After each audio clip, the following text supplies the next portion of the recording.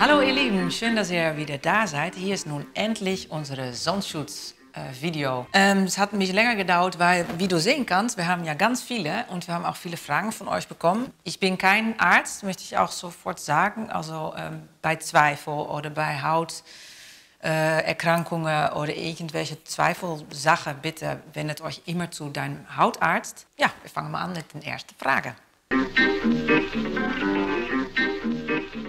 Bei Amazing haben wir nur mineralische Filter und die bestehen aus Zinkoxide und Titaniumdioxide. Und der Unterschied ist eigentlich ganz einfach zu erklären.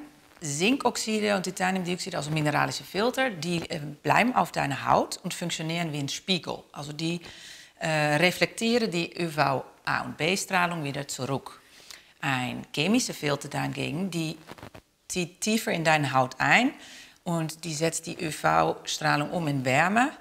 Und ja, so geht es dann wieder raus. Und deswegen muss man die chemische Filter auch vorher 20 bis 30 Minuten auftragen. Und die mineralische Filter, damit bist du sofort geschützt. Ganz viel. Also für dein Gesicht und Dekolleté und Hals so ungefähr 5 Milliliter, 5 Gramm. Ich glaube ganz ehrlich, dass keiner das eigentlich verwendet. Und deswegen ist es irgendwie schräg, dass wenn man ein Produkt kauft, wo LSF30 draufsteht, du bist dann eigentlich nicht geschützt. Wenn du nicht diese 5 Milligramm oder 4, wenn dein Köpfchen ein bisschen kleiner ist, wirst du nie an diese LSF30 kommen. Und deswegen bin ich auch der Meinung, dass zum Beispiel im Hochsommer, wenn du Spanien, Frankreich oder irgendwo, wo die UV an dem Tag sehr hoch ist, eine Grundierung mit LSF30 nicht ausreicht, weil du willst dein Gesicht nicht komplett voll plempen. Ich finde Vitamin D auch sehr wichtig, weil man braucht das für unglaublich viele Dinge, für Knochenaufbau. Es ist auch liiert an Obesitas, es ist liiert an auch an Krebsarten und ganz viele Sachen. Und finde deswegen, dass man nicht immer total eingecremt sein soll. Zum Beispiel im Frühling könnte man schon mal gucken, ob du deine Haut vielleicht ein bisschen ohne Sonnenschutz eine leichte Farbe bekommen lässt, sodass du deine eigene Schutz hast.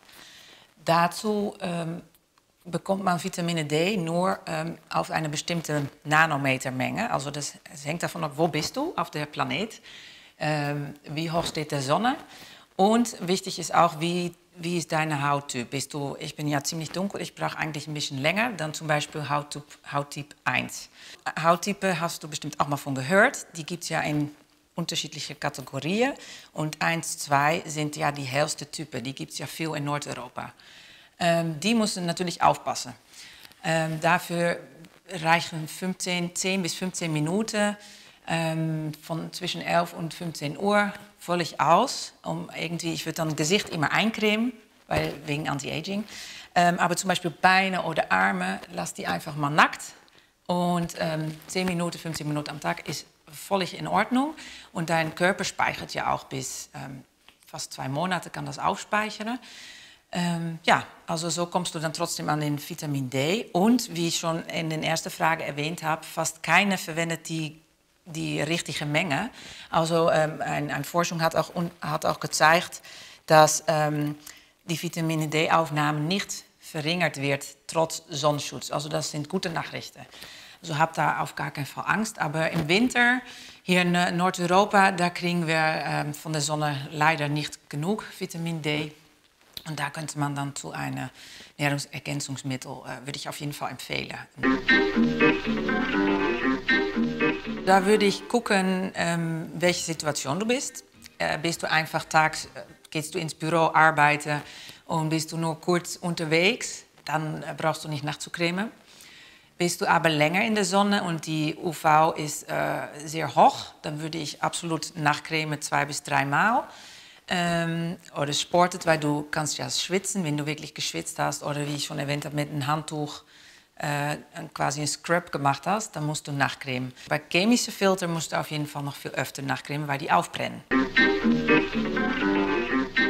Ich finde die UV-Index super interessant und auch hilfreich. Also du kannst ja einfach googeln, ÖV-Index, wo du auch bist. Und das kann dich echt helfen mit der Entscheidung, wie du eincremen musst und wann du nicht in die Sonne gehen musst. Weil zum Beispiel in Spanien, Hochsommer, da wird kein Spanier während der Siesta in der Sonne sehen und nicht ohne Grund. Das ist einfach, das soll man einfach nicht machen. Also lieber dann bis 11 in die Sonne und dann erst ab 17 Uhr zum Beispiel wieder. Und dann sieht man auch, dass die ÖV-Index viel niedriger ist. Ist die ÖV-Index zum Beispiel unter 3, das sagen die Australier, dann braucht man eigentlich keinen Sonnenschutz. Bei 4, 5, 6 schon, aber hängt davon ab, wie viel du dann draußen bist. Und bei echt alles da oben nicht nur Sonnenschutz, sondern auch ein Cappy für das Gesicht. Oder natürlich ein cooles Strandhut. Und natürlich eine Sonnenbrille. Weil es gibt nicht nur Cremes, es gibt ja auch schützende Kleidung.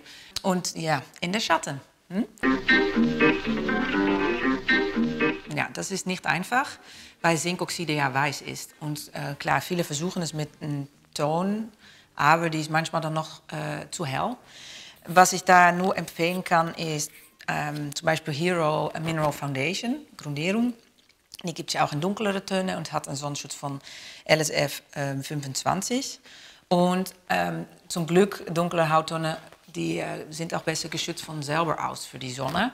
Aber klar, für den UVA will man natürlich weiterhin schützen. Deswegen ist das dann vielleicht eine Lösung. Oder man kann auch die Mineral Foundation selber mischen mit ein Tinted Cream, die du gerne magst. Und so mal versuchen, dein perfektes Match zu finden. Aber ich weiß, es ist nicht einfach. Und der dunkler, der schwieriger es wird.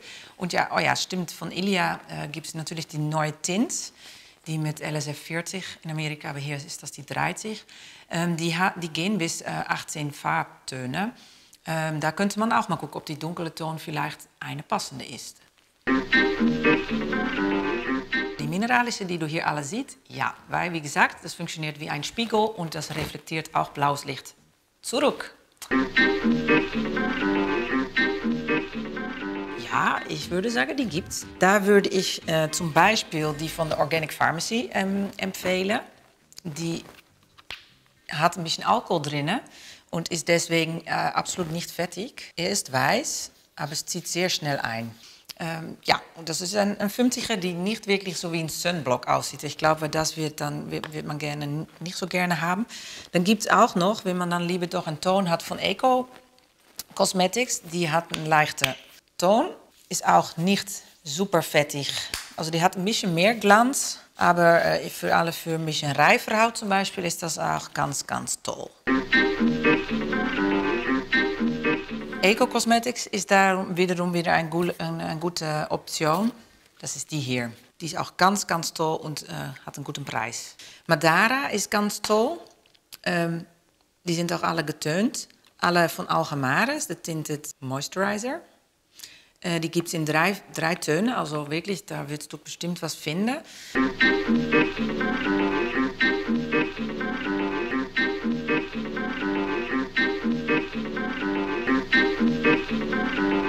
Da liebe ich selber den Algamares. Das ist nämlich ein Spray, die gibt es in 30 und in 50. Die sprayt man einfach auf die Haut und das ist wie Milch, aber halt in Sprayform. Auch super bequem bei Kindern, die manchmal nicht so lange still sitzen können. Ganz toll. Klar, da sieht man so eine Art Schein, aber ich finde es weißelt nicht.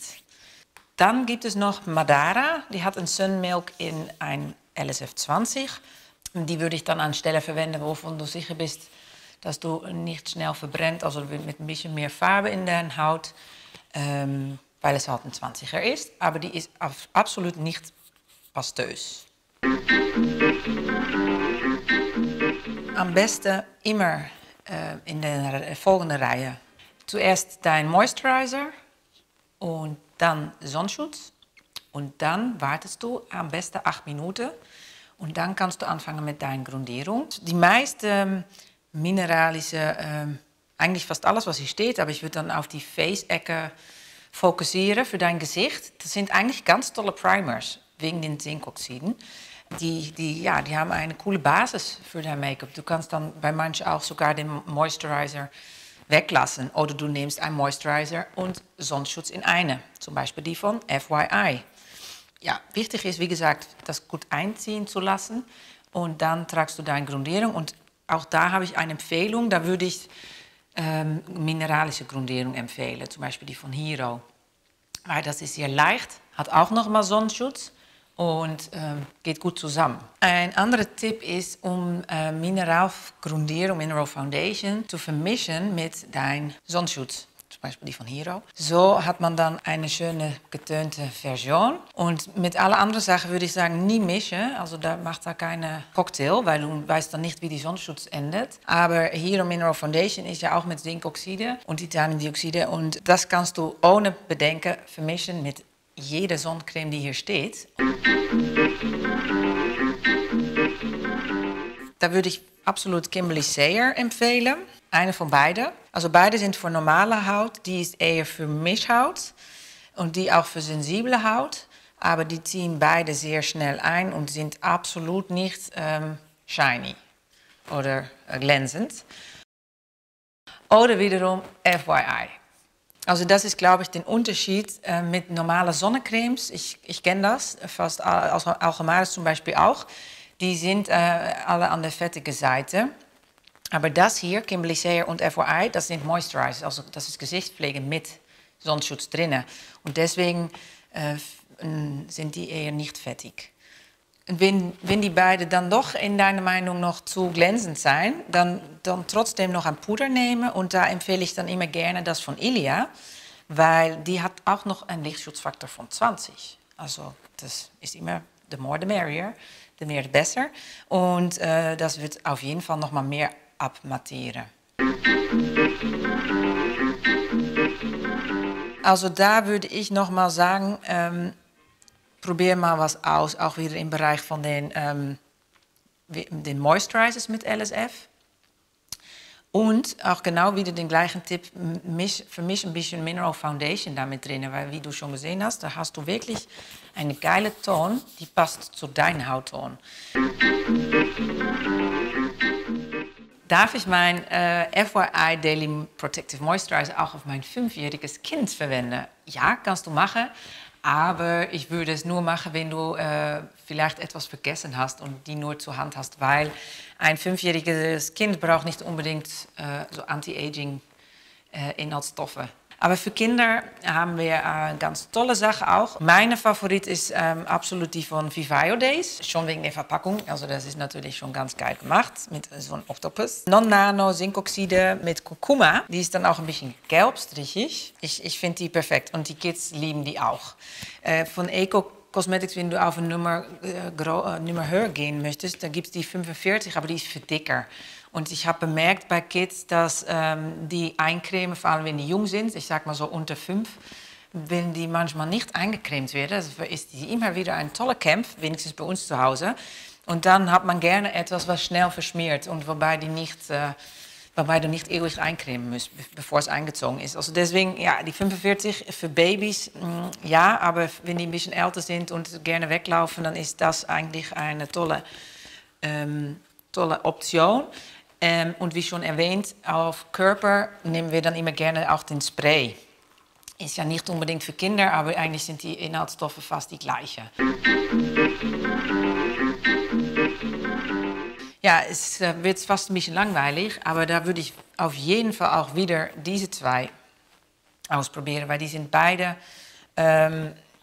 auf gar keinen Fall fettig. Und ich würde sogar diese bevorzugen, weil hier sind gar keine Allergene mit rein.